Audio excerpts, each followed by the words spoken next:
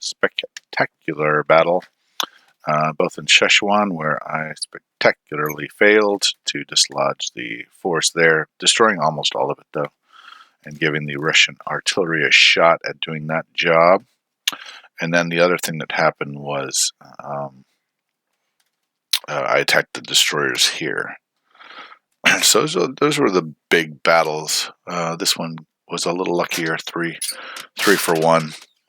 All right, the Italian response was as expected. He's still getting a good amount of money, so I'm not going to lie about that. Way too much.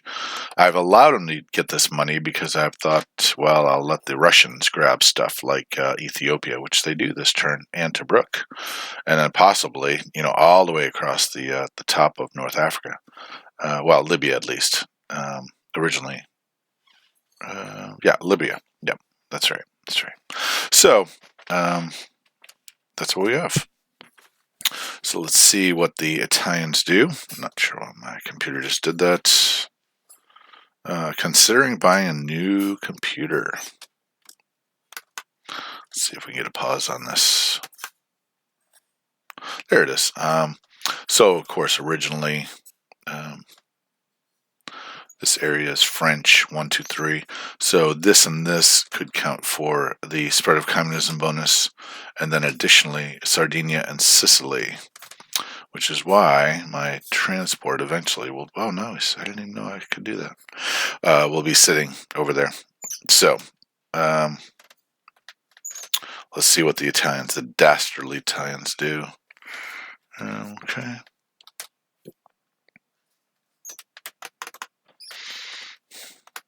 Okay. I think I already expanded this. Yes, I did. Okay. I noticed that I could do this. So what do they purchase? They purchase 7 men.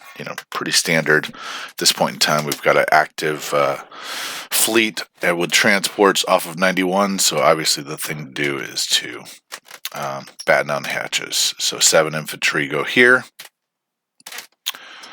And what do we do? Okay, he's going to take his tanks, 2 tanks, and he's going to attack Brienne. So that's not a real fight, by the way. This is a recreation. He's going to attack my... so this one is this one is painful. So I put an air base in for scrambling. I almost put the destroyer there, but I need to get control of the North Atlantic. So I thought 4v4, worst case scenario, he'll take me out, I'll take him out. Transport survive. 2 subs attack that stalwart French destroyer that's been sitting there, denying him $5. Okay. But that is not what happens. What does happen is that he wins every battle without casualty. So I'm going to just speed to the end, and I'll show you what he did.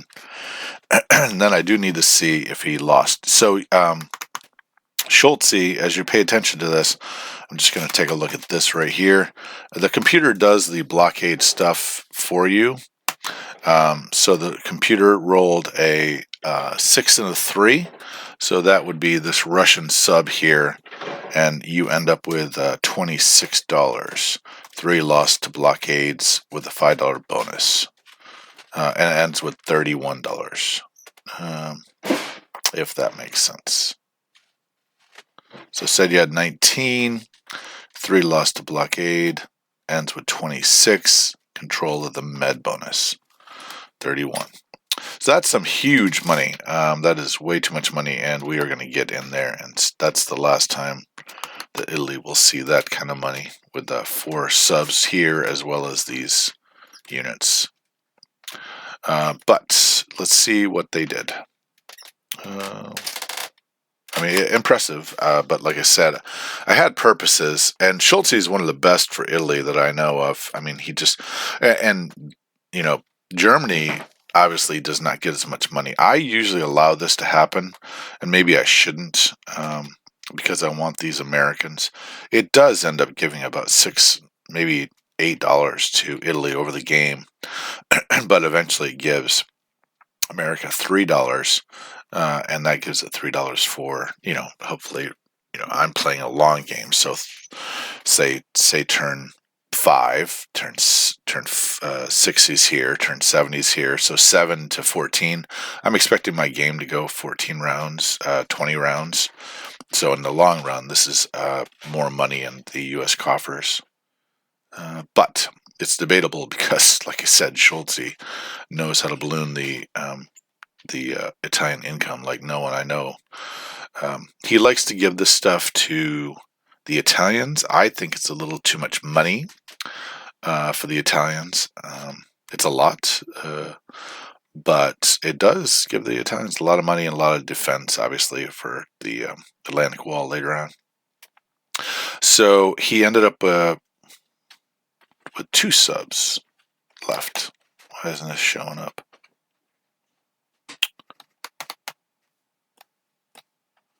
All right.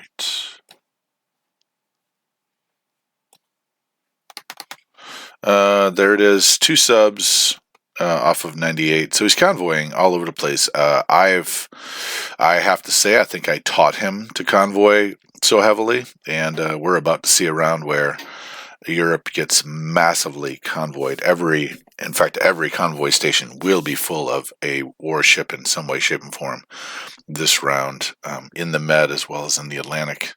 And I'm a big convoy guy, and maybe I could say that I maybe taught or encouraged that. So that's the situation with Italy. Pretty impressive little empire here, Roman Empire. All right, let's take a look. Oh, there's 2 tanks here, by the way, and I'll fix that later on. All right, what did the Anzac do? So here we go. Anzac buys. What do they buy? So I did actually turn and buy some ground units. He has positioned himself off of Anzac, and he's in a bit of a spot. I've got a huge, massive fleet, larger than his fleet, and by the end of this turn, it'll be a conglomerate. What's the word? Multigot? It'll be a large and multinational force here. Multiglot, is that a word? So I buy 2 artillery, 1 destroyer, 1 infantry, 1 sub, and 1 transport. I've got a new factory down there, and I'm earning $30 as well. So Italy's out of control, Anzac's out of control. So I do a blocking move here, but it doesn't really block, by the way, because he could, in the non-com, move off of 62, and I'd be toast. I'd be able to take it back. Okay, so here we go. And then I just bring everything down to South Australia for the reactionary force. Why let them kill me? And I bring the forces up here. Now I'm going to change that, I think. I flew those from the... Okay, so let me talk this through. Okay, this is one of the things I've got to start doing. 1 destroyer moves from 62 to 46. 1 artillery from Queensland to South Australia. 2 infantry from Queensland to South Australia. 1 fighter from Queensland to South Australia. Now, that's a reactionary force. Let him take over the capital. I'll take it back. But I did do the blocking maneuver, so I won't do it this time. 1 cruiser, 2 destroyers moved from 33 to 6. 2 fighters moved from 6 off the carriers to Suyuyan. So that's not Shahar Schultze, that's Suyuyan. I'm still thinking about that move. 1 fighter moves from Caroline Island to Sea Zone 6 to land on the carrier. Another fighter does the same. The 3rd fighter flies to South Australia from 33. Okay? So 2 fighters from Caroline go to Sea Zone 6. 1 fighter goes to South Australia for a 2-2, and eventually it'll be 2 attack. And 2 actually. 2 infantry move from Egypt to Transjordan. 1 destroyer moves from 62 to 42 for the kill. Okay, those are gone. Combats. Battle in 42 kills the transports. Non-combat, nothing. Transport placed in 54. 1 infantry, 1 artillery placed in Queensland for the defense. I do eventually... I leave those there, actually. 2 anti-aircraft are left there.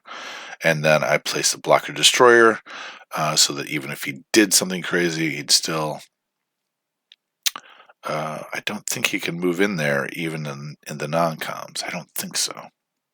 And then a sub and transport off of New South Wales to chip away at that money islands, as he's got to move his fleet north. One artillery also gets placed in New South Wales. Turn complete, collect $10, but we meet some national objective standards. And let me take a look. Oh, ends with looking like a 5 for Malaya, and also 5 for strategic islands. So $20. Okay, what are we going to do with the French?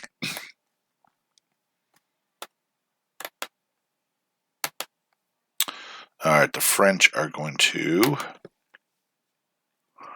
They're going to move to Transjordan as well, and they're going to fly down to Gibraltar.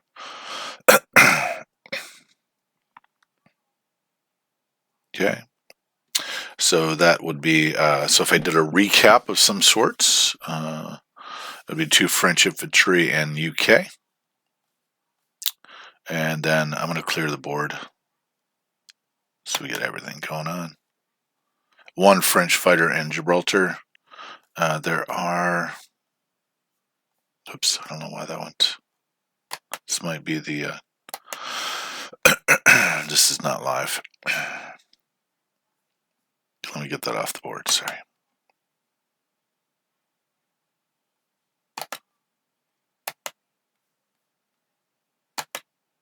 There it is. Okay, so 2 French infantry in Transjordan, as well as 2 Anzac troops in Transjordan. Over here, the guy in Malaya holds fast. And then we have a Anzac destroyer in 42, Anzac sub in 44, Anzac destroyer off of New Guinea, I think that's 46, 54 as a destroyer. Queensland has 2 anti-craft, a artillery and an infantry. South Australia has 2 fighters, 2 infantry, 1 artillery. New South Wales has 1 artillery, transport, and sub in 62, infantry in New Zealand, and then up in Sea Zone 6. Sea Zone 6 has, I believe it's 2 Anzac fighters, 2 destroyers, and 1 cruiser. Yeah, 1 cruiser right here. Korea, nothing. So I might bring these 2 fighters and put them in Korea. We will see at the end of this review. Okay, so let's keep going with the review of the German turn. The Germans were nasty and invaded all over, as is the tendency of Germans to do. Okay. They thought they had a tech, but it wasn't their turn, so I corrected that. So I did do the convoy, by the way, for Italy, and this will do your convoy. Again, this is edited, so these battles are not sort of quote-unquote real.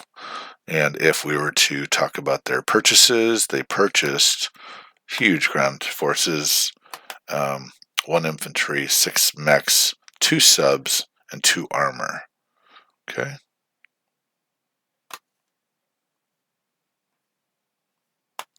Okay, so there we go. And what did they do?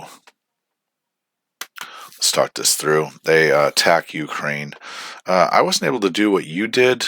It would only let me attack with 1 armor and 1 mech. So I don't know why that was, but that might be the rules. I mean, I know it's the rules that you're only allowed to blitz with a mech unless you have that special, which you don't. So the Ukraine battle was a little weird.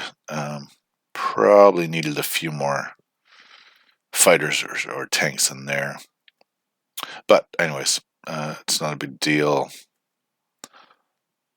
So he moves forward. He does move everything over to Nenencia, and he positions all of his troops from Viborg, all of his planes from Viborg to West Germany. So huge presence in the North Atlantic, which I intend to oppose after I've saved Moscow. Okay, so then 3 subs are convoying 109. Now, this is a classic blunder. So, yeah, I've got 2 destroyers aimed directly at 109. So anyways, so he moves in and then yeah. I've got a game like this. I'm playing with my games, and the key is keep the subs alive. Everything moves up. Poland moves up with 7 or 8, and Germany moves up with 6 infantry. The mechs move forward from Germany. Anti-aircraft gun. Again, those are not correct. They are not super anti-aircraft guns. Romania gets 4 more mobile units. So doesn't Novgorod. Now, Novgorod was bombed, so I had to manually go in there and change the PUs. He just didn't see it. I'm going to try to be a little more clear and talk my way through this stuff. I'm used to playing by myself on the computer and just being silent. So he drops 2 subs into 112, and again, we've got this huge force, and I've got to figure out how to respond to it. Honestly speaking, in real terms, this is a distraction. Massive distraction. He is looking, he's doing a classic Randy, classic Crockett, which is make the enemy buy ships when he wants to buy something else. So that is one of my classic strategies that I like to do is if I can get, for instance, Japan is the classic. If I can get Japan buying Navy when he should be buying aircraft, I'm winning. So this is a blockade of 2, by the way, so you did lose $2 over, does it show the numbers? Nope. Okay, so block of 2, and then, but he does get some objectives, and if all this is right, he should have $59. Okay, so let's take a look on obstructed view of the German Empire. So I did not, I want to get that out of there, did not test my mic, so hopefully, I usually test my mic beforehand. See if I get some read on it. Okay, so let's go ahead and check out the German Empire. Before I take my wife on a drive, I'm gonna go explore some areas that you can hunt in that are wildlife management areas. So that's that looks pretty scary late game. But again, and here, obviously, projecting power over 109, 111, 110. The bombers project power over 119. It is it 119. Yeah, and the bombers from here project power over 91 as well. So pretty powerful stuff, but it really does, in some ways, take the pressure off Moscow. And this infantry strategy is to skirmish their way to Moscow and actually outproduce. And so that's what I'm looking at is, so the way I do this would be, okay, I'm going to place 12 here because I've got increased factory production. So he's going to produce, let's say 6 right here, but as he walks, 1, 2, 3, 4, those are going to produce 4 out of here and 4 out of here and maybe 4 out of there. So that would be 12 plus the 6. So that's 18. So he'd be outproducing me. So that's why, in the long run, I've got to have a nice train of British units coming, and if I can keep these aircraft pinned out in the west, I think I can win this. So And that's not even talking about the situation with Japan. All right, where are we? So we are up to the Russian turn. Now, this was real, and this is what I'm posting today. So what did Russia do in response to this naked aggression? So I did some editing right there. And what did we purchase? We purchased, obviously, 10 infantry and 2 mechs. I'm going to pull this out a little further. Okay, purchase right here. 10 infantry, 2 mechs. And then let's do the combats. Okay, so I'm posting up here. I don't know. This could be the right thing to do, so I play around for a while with 3 infantry moving from Tambov to Rostov, and then eventually there will be 3 infantry from Moscow to Tambov. Now here I'm trying to eliminate these Russian tanks as can openers. When you can kill the last can opener, it's a moment in the game where the advantage can go to the allies. So I want those tanks dead. I don't want them having the Caucasus for easy or Volgograd for easy. Those are $10 bonus right here, plus the 4, so that's $14. I don't need him in that kind of income bracket. So, and then I thought about attacking Nenencia, and we actually have the advantage. But he's been getting so lucky with his dice that I thought, man, I would not want to lose that. So I didn't. Eventually, I'm going to pull out of that attack. I'm going to do I'm going to reimagine the whole thing. I thought about bringing that back. I did not. I attacked into Sichuan. I thought about bringing those guys out, marching them toward Moscow, or putting pressure on the Japanese, but we're winning this over here, so we need to do something. And I thought, well, let's prevent any breakaways. So I eventually put them somewhere that I will change as well. So we did that, and we undid, and then we finally thought about throwing the bombers, because I buy bombers for strategic bombing. Thought about that, and then I stumbled upon this. So 12, 3 mechs and 1 tank is 12 plus 8, $18. So literally speaking, I can't put $18 damage on the Ukraine and the Novgorod factories. So I can do the most damage right here. That's what I'm going to do. So I thought about doing this by itself, and then I saw the transports, and I was like, I got to take out those transports. So I risked it and sent one of the transports up to take out the one of the bombers to take out the transports. Now this tank here, if you look in, I saw this move by one of the pros. I believe it was ABH, Arthur Bomber Harris. They have a tank in Russia late game, so they can skim in, go in, blitz out, and grab a buck, which I think is a brilliant late game sort of, or mid game, I should say, strategy. Because mid game is defending Moscow, late game is winning the game. So I brought everything back to Moscow just to keep it safe. If they get by me, I'll go after them. And I've got forces in the area. So I eventually end up with 3 from Tambov into Rostov, 3 from Moscow into Tambov. Block those tanks, not letting them into the Caucasus. And I do a raid on West Ukraine, as well as blitzing in and out of Smolensk and attacking the transports, as well as attacking the tank, that precious Japanese tank. I will take this back. That's what I thought I was going to do. And here is the move. Here's the move. Mech into Ethiopia. Yep, you've seen it. It's here. It's finally coming to fruition. Mech into Ethiopia and tank into Tobruk.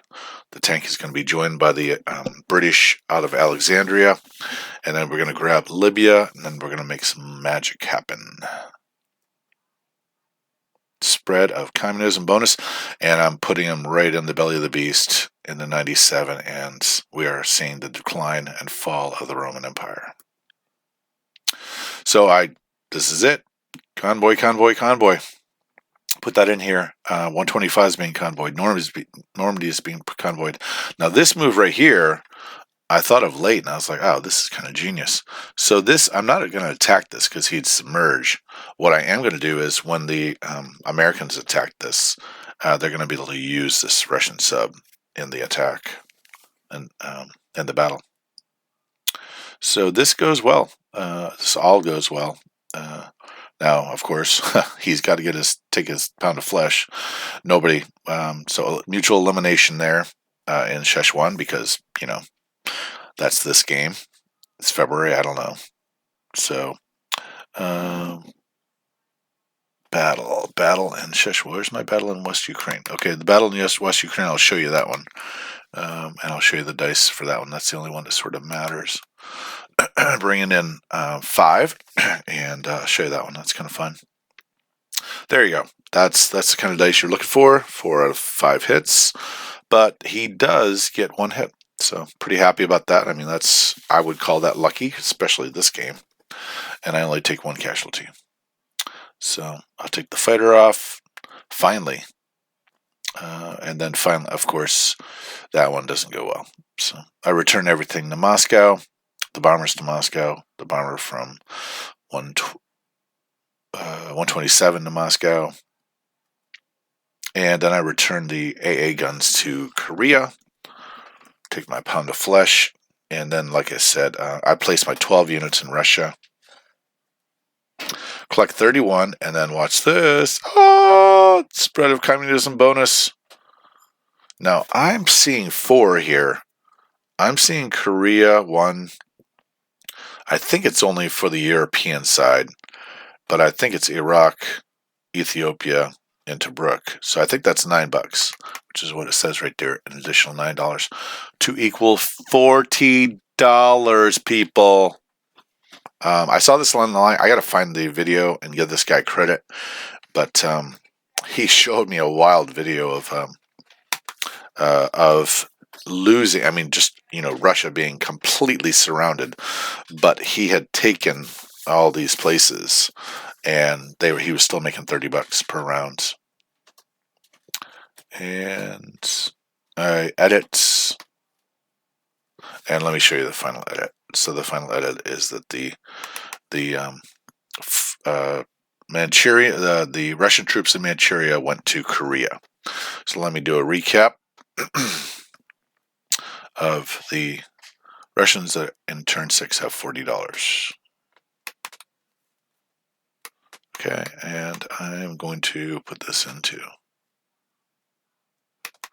All right, let's do this. Okay, so pretty exciting. I mean, to have Russia with subs to convoy, 1 sub in 125, 1 sub in 109, 1 sub in 106 is in my glasses. 105 is that? Right off Normandy, Brittany, and then 1 sub in 97. I mean, this is it feels like a real fighting force as opposed to your traditional.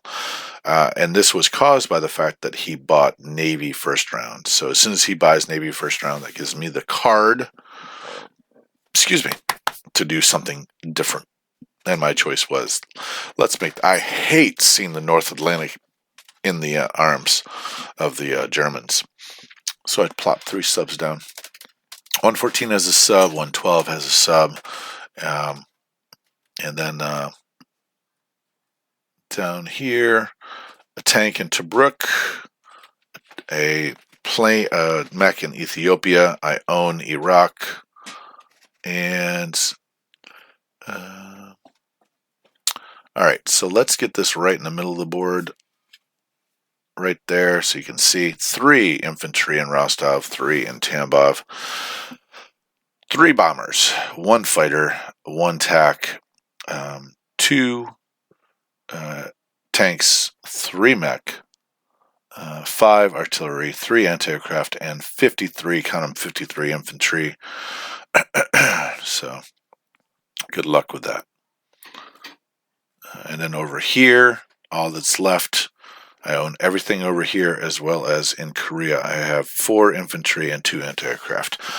And that is the situation going into Japan turn 6. All right. Good luck. Well, no, I'm not going to say good luck. What am I talking about? He's already had all the luck he needs. He's had every bit of luck this guy needs. So even this last round, that Italian thing, that was annoying. So let's see here. This is kind of frozen on me. I wanted to show you the glorious season 6, but can't get it to move. All right, that's Croc 36 out.